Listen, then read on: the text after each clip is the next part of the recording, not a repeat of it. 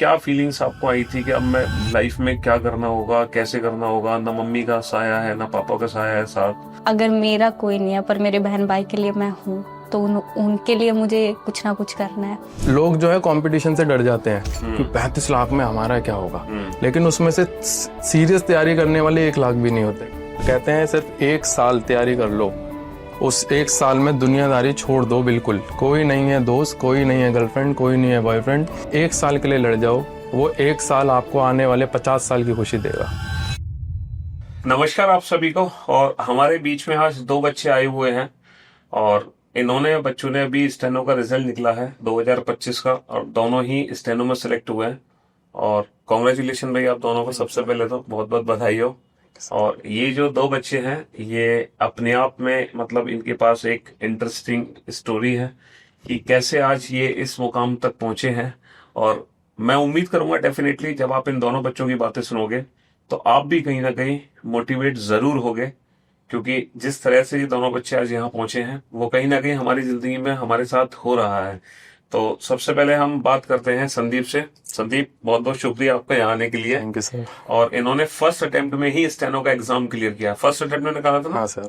Okay, तो भाई बताओ, सबसे पहले तो अपने बारे में कुछ बताओ कि आप कहाँ से आए हो, क्या आपने किया है, और फैमिली का थोड़ा सा इंट्रोडक्शन दो। सर मेरा नाम संदीप कटारिया है।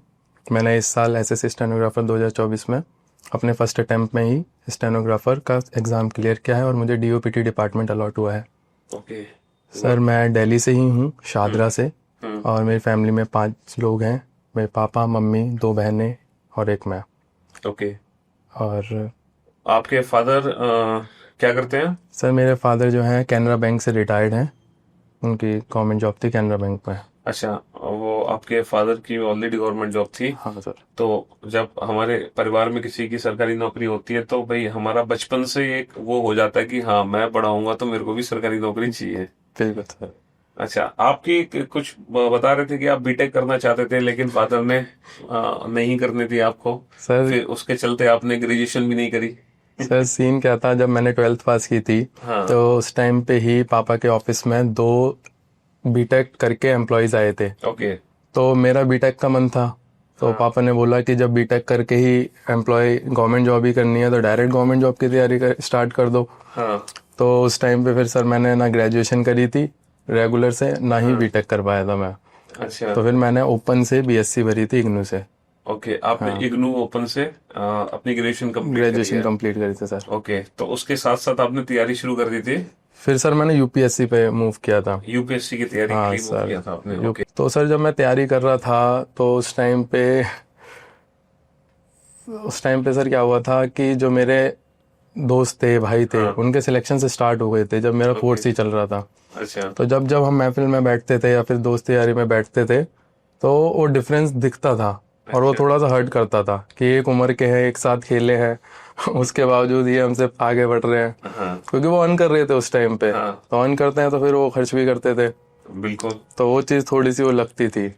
और जब कहीं किसी के साथ, दोस्त के साथ पार्टी में बैठते हो, अगर सामने वाला पैसा दे और अपने पॉकेट में ना हो हाँ तो एक ईगो हर्ट होता है। हाँ सर, वो थोड़ा सा इंफीरियरिटी दिखाता है कि हाँ ये आगे हैं, तू थोड़ा सा पीछे है। तो मैंने सोचा कि चलो पहले एक एग्जाम करते हैं, एक सिलेक्शन ले लेते हैं, एक नाम तो हो ही जाएगा कि चलो सरकारी नौकरी कर रहे हैं। ओके। उसके बाद फिर तो यूपीएससी वो रीजन था कि आपने यूपीएससी से फिर मूव किया जल्दी नौकरी पाने के लिए एसएससी की तरफ। एसएससी की तरफ, क्योंकि आपको पता है कि एसएससी में 1 साल की तैयारी के अंदर जॉब मिल बिल्कुल जाती है। सर, बिल्कुल। यूपीएससी थोड़ा बड़ा टारगेट है, बड़ा बट टारगेट। अभी भी आप यूपीएससी के लिए बिल्कुल करूंगा सर। करोगे बिल्कुल प्रिपरेशन? सर, आगे करूंगा सर। ओके, तो आपने फिर वो चेंज था कि आपने तब एसएससी की तैयारी शुरू करी। अच्छा, एसएससी में बहुत सारे एग्जाम होते हैं। सीपीओ एग्जाम है दिल्ली पुलिस का, सीजीएल पेपर भी होता है, एक स्टेनो का पेपर होता है। तो पर्टिकुलर स्टेनो आपकी चॉइस रही, उसके पीछे कोई खास वजह?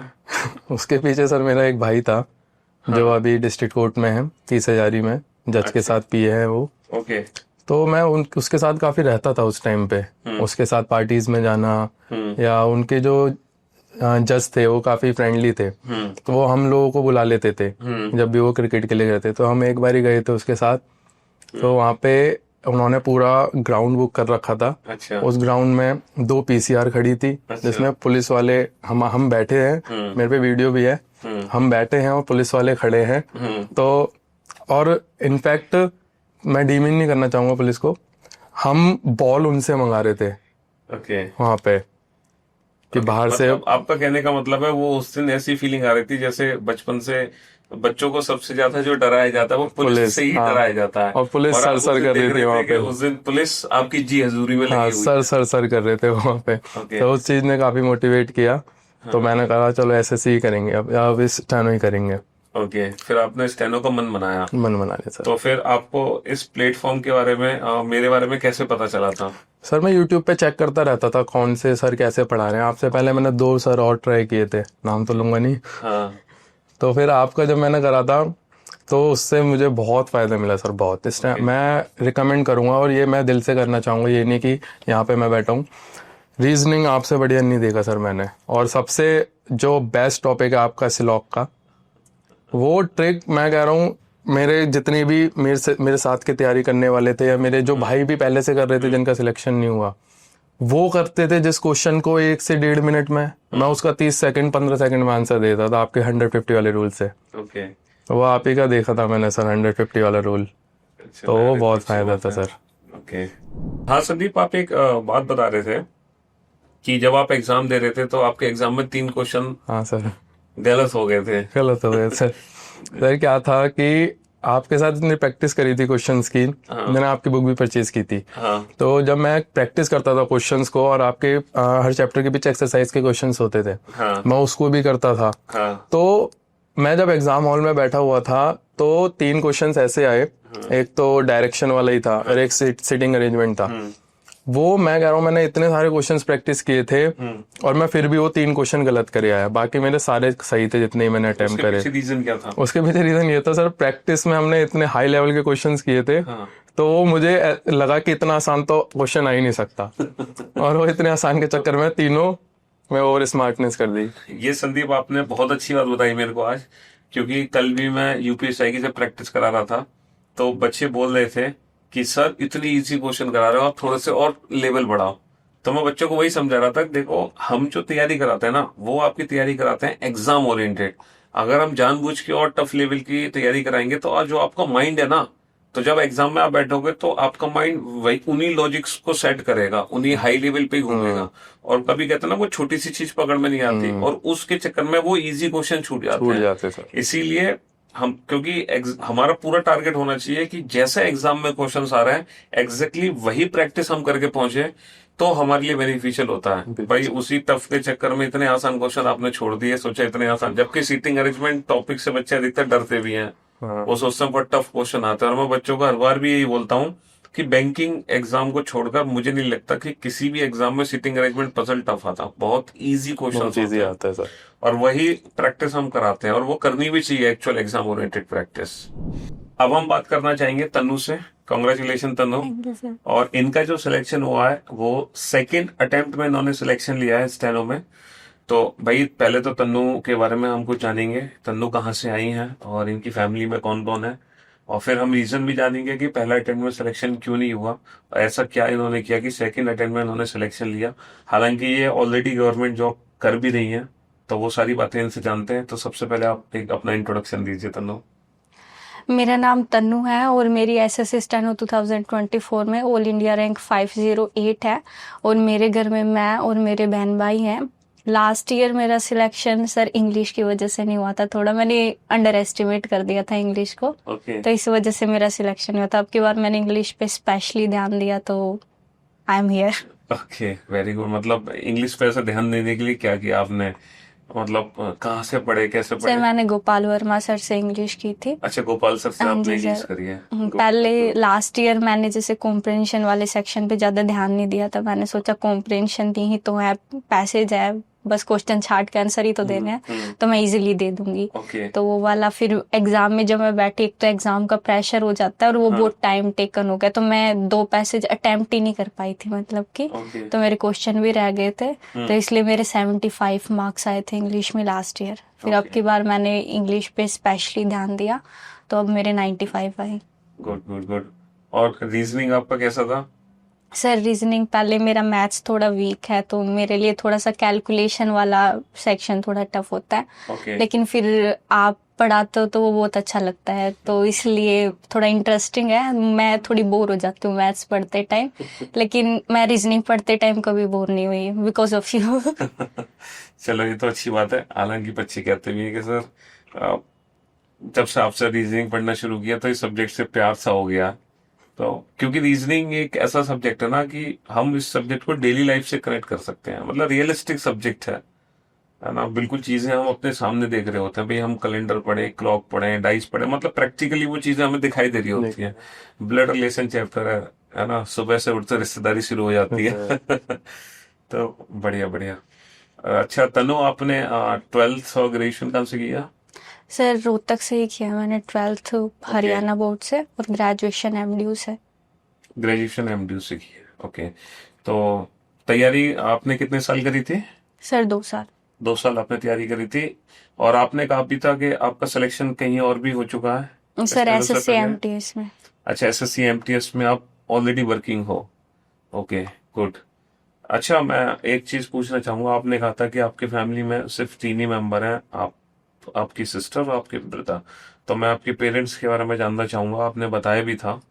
तो मतलब पेरेंट्स आपकी जो मदर हैं वो कब एक्सपायर हुई थी? सर 2012 में। 2012 में? 2012, यानी कि तब आप मेरे ख्याल से किस स्टैंडर्ड क्लास में होंगे?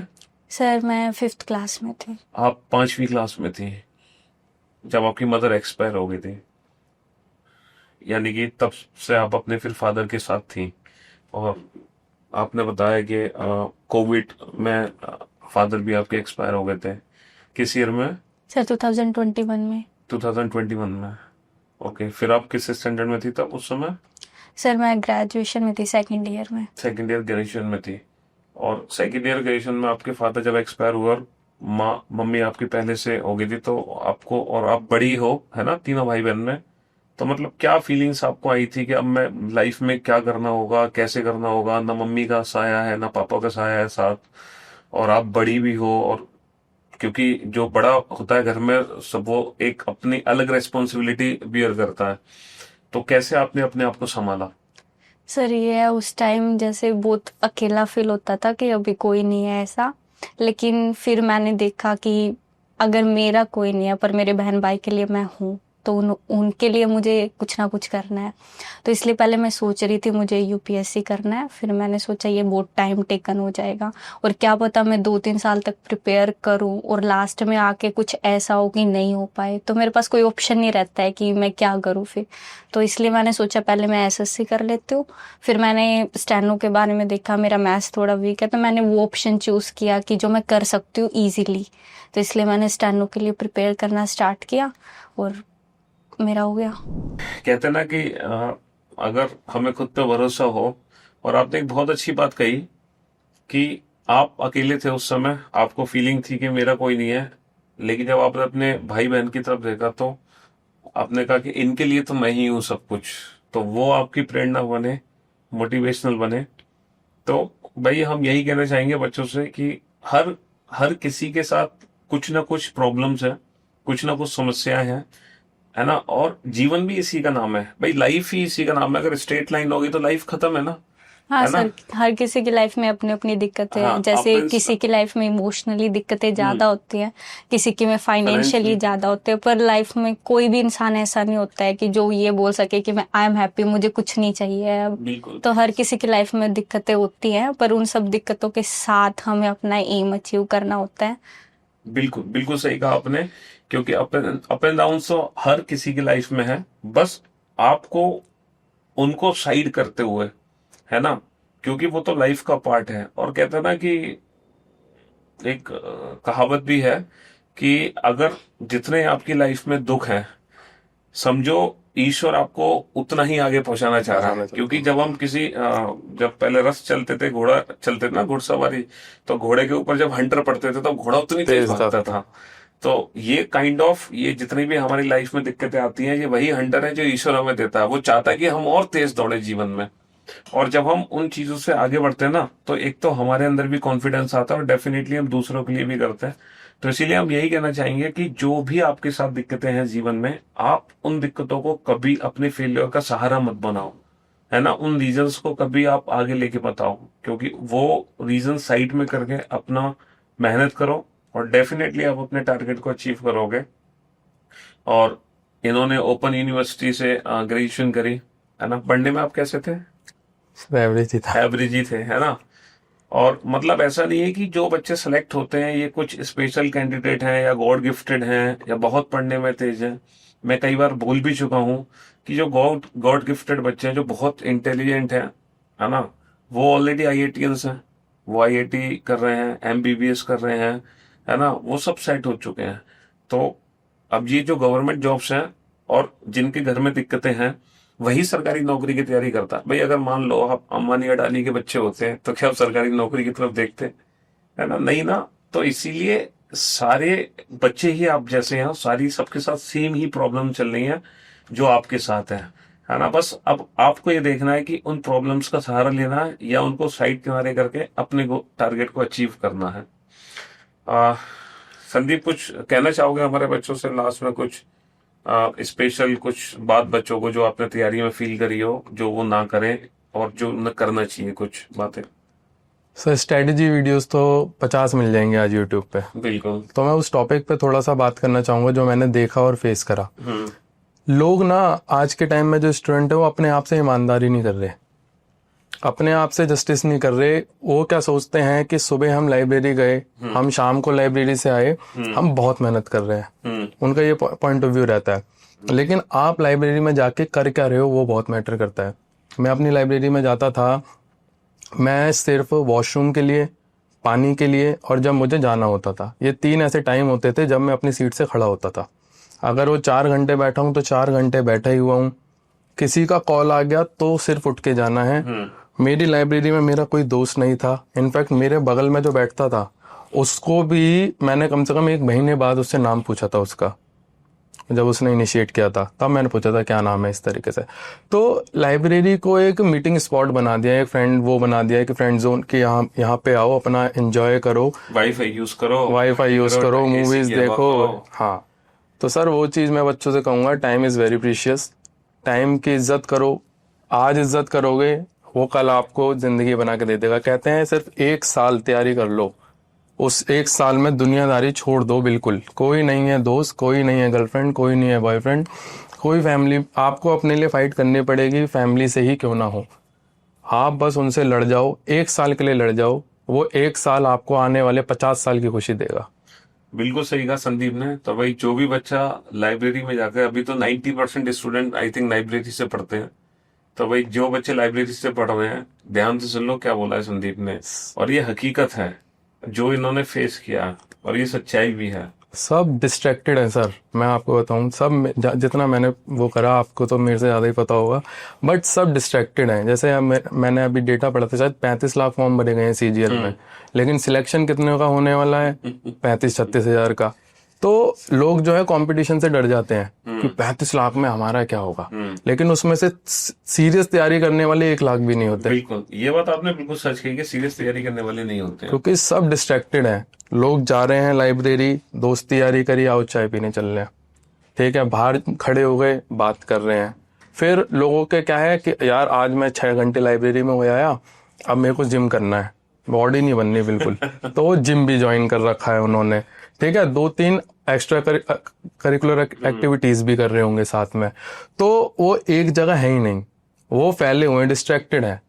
तो इसलिए मैं चाहूंगा आप लोग एक बार 1 साल के लिए अपनी पूरी दिल से, पूरी जान से लगा दो। बस आपको सपना भी वही आए, आप सुबह उठो तो आपके दिमाग में भी वो चले कि क्या करना है, सो भी ये सोच के सो। बस 1 साल ऐसी मेहनत कर ली तो उसके बाद आपको किसी के आगे झुकने की जरूरत नहीं पड़ेगी, लाइफ आपके कदमों में झुक जाएगी। बिल्कुल सही कहा संदीप ने ये बात। तनु, आप कुछ कहना चाहोगी बच्चों से? सर मैं यही कहना चाहूंगी, जैसे हम प्रिपरेशन करते हैं, इसका मतलब ये तो है नहीं कि हमें सिर्फ प्रिपरेशन ही करनी है, दिन रात वही चल रहा है। साइड बाय साइड हमारी लाइफ में और भी बहुत सारी चीजें चल रही होती हैं। जो भी प्रॉब्लम्स हैं, प्रॉब्लम्स सबकी लाइफ में होती हैं। बस मैं यही कहूंगी कि अपना एक एम, अपना एक टारगेट सेट रखो कि मुझे बस यही करना है, चाहे कुछ भी हो। बाद में बहाने सब मारते हैं सर कि मेरी लाइफ में ये था वरना मैं ये कर लेता, पर यही वाली बात है, दुनिया सिर्फ उड़ान देखती है। तो आप सिर्फ अपने एम को लेके, अपने टारगेट को लेके सीरियस रहें, और ये सब चीज़ें प्रॉब्लम सबके साथ होती हैं, तो इन सबको ब्रेव होके फेस करो और पढ़ते रहो। बिल्कुल सही कहा आपने, प्रॉब्लम समझ सबके साथ, बस नजरिए की है बात। तो बहुत बहुत अच्छा लगा तनु और संदीप आप यहाँ आए, और मैं उम्मीद करता हूँ कि हमारे बच्चों को जो तैयारी कर रहे हैं उनको आप दोनों की लाइफ से बहुत कुछ सीखने को मिलेगा। Thank you so much. Thank you. Thank you sir.